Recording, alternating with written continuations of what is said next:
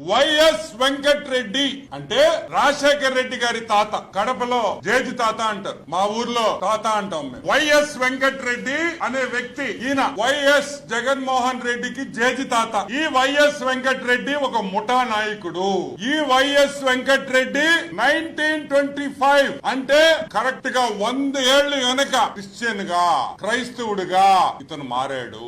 ఈ ముఠా నాయకుడిలో మార్పు వచ్చి క్రైస్తవుడుగా, క్రిస్టియన్ గా యేసు ప్రభుని నమ్ముకొని ఇతను క్రిస్టియన్ అయ్యాడు 100 ఏళ్ల ముందర 1925. ఈ వైఎస్ వెంకటరెడ్డి క్రిస్టియన్ గా మారిన తర్వాత వాళ్ళ కుటుంబం అంతా క్రిస్టియానిటీలోనే ఉండింది.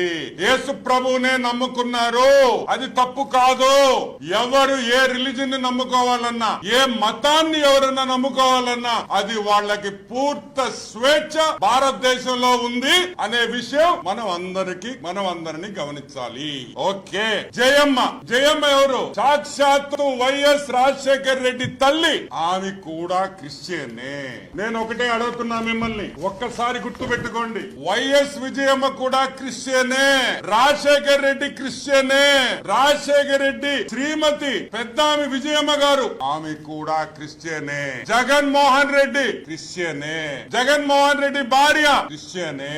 జగన్మోహన్ రెడ్డి చెల్లి క్రిస్టియనే.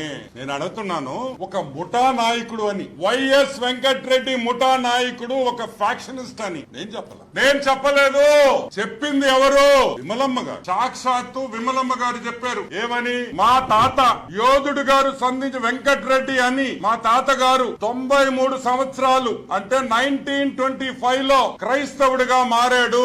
యేసు ప్రభువుని స్వంత రక్షణగా అంగీకరించాడు. అంతకు ముందర ఆయన విగ్రహాలు పూజించేవాడు. రాయలసీమలో ముఠా నాయకుడు. ఇది నేను చెప్పలే, వైఎస్ విమలమ్మ చెప్పింది. ఆమె రాసిన బయోగ్రఫీలో, ఆమె రాసిన ఆత్మకథలో సాక్షాత్తు ఆమె చెప్పింది. మా తాతగారు 1924లో ఎగ్జాక్ట్ గా 100 ఏళ్ల ముందర మేము క్రిస్టియన్స్ అయిపోయాము అని.